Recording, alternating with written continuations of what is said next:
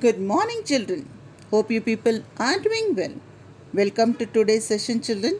Today, we are going to practice the listening skill. Today, I will read to you a very interesting story. You have to listen to it very carefully and some of the questions that follows. So, let us start with the story, children. The name of the story is The Farmer and the Cobra.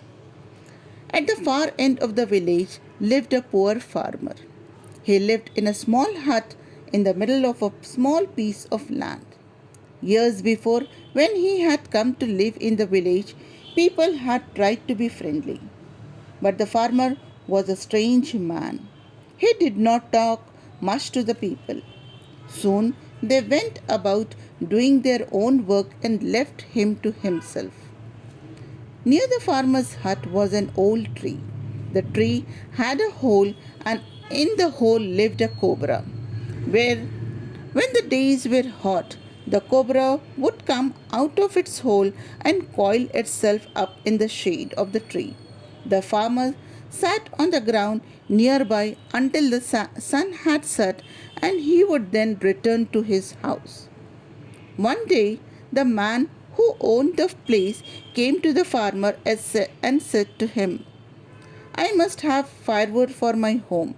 I want you to cut down the tree. Tomorrow, I will ask a man to come and help you with the cutting. And then the landowner left. The farmer watched him as he disappeared down the road. The farmer stood there thinking. His tree was to go. His tree which gave him shade and comfort. And the cobra, yes, what about the cobra? If the tree were cut down, he would lose more than shade.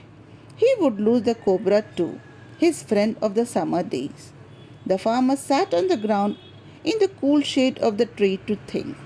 Near the opening of the hole, the cobra lay coiled, and the two remained in complete stillness.